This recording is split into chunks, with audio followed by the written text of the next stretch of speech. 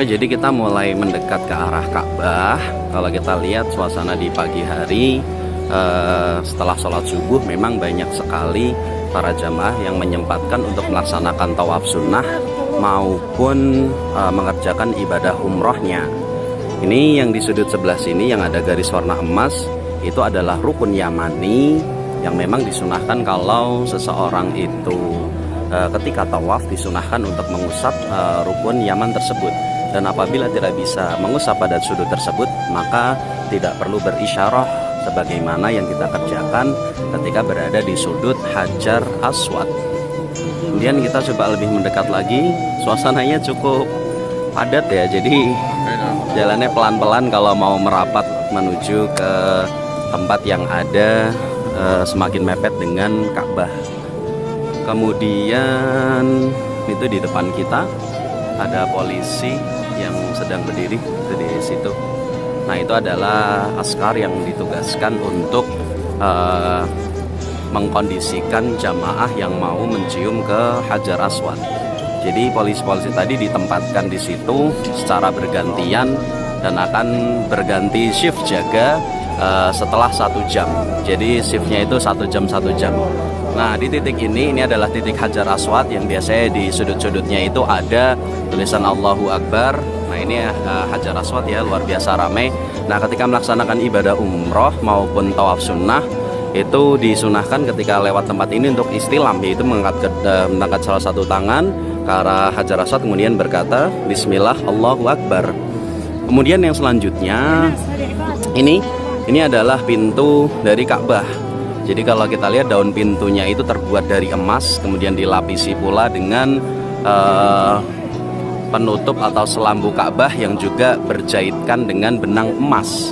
Nah, di antara pintu Ka'bah ini sama Hajar Aswad itu ada sebuah lokasi yang disebut sebagai multazam, yang mana berdoa di sini itu mustajab. Doa multazam istijabah. Doa di multazam itu diijabahi. Maka siapa kalau mau berdoa di tempat yang mustajab, salah satunya adalah di multazam.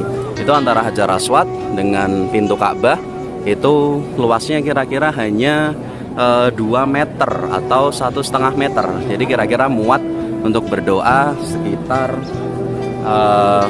2-3 orang.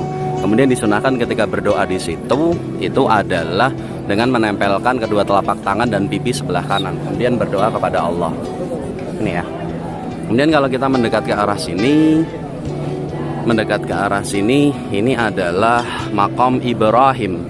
Maqam itu tempat berdiri ya, bukan makam seperti yang ada di Indonesia, tempat untuk mengubur jenazah, bukan. Jadi maqam itu adalah tempat berdiri. Maqam Ibrahim ini adalah batu yang digunakan untuk memijak oleh Nabi Ibrahim alaihi salam ketika beliau membangun Ka'bah. Nah, dulu posisi Maqam Ibrahim ini kalau kita lihat ke dalam, kelihatan nggak?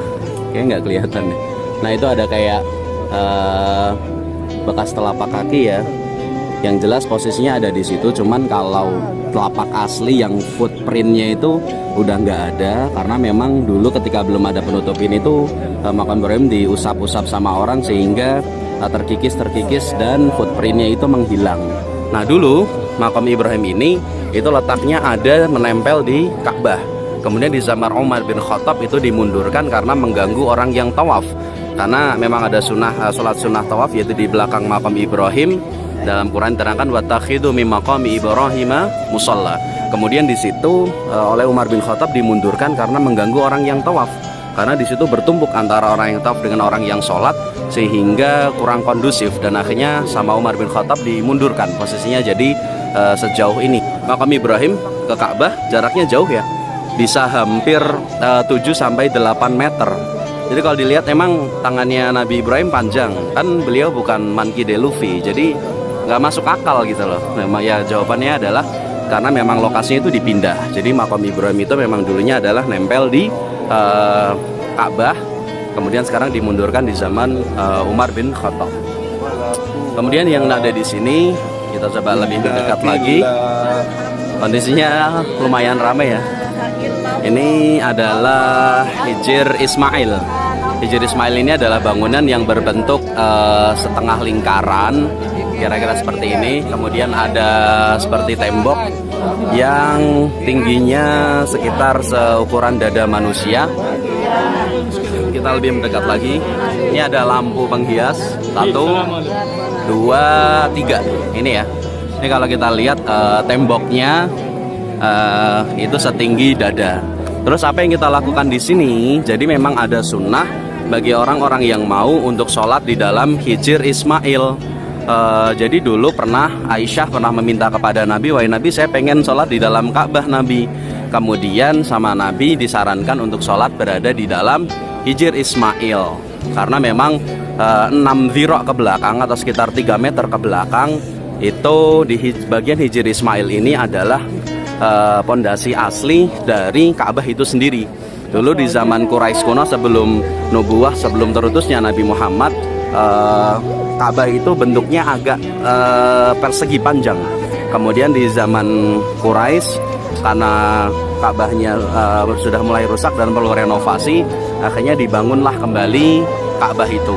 Nah ternyata ketika dibangun mereka tidak punya cukup biaya untuk membangunnya seperti posisi aslinya atau bentuk aslinya, sehingga pada saat itu dibangun kembali, akan tetapi bagiannya ada yang dipangkas sehingga bentuknya cube atau kubus seperti sekarang ini. Ini ya luar biasa ramai. Jadi pastikan kalau Anda mau sholat di dalam Hijr Ismail ini 3 meter ke belakang, jangan lebih dari itu, karena pondasi aslinya ya diperkirakan sekitar 6 dhira' atau 3 meter ke belakang.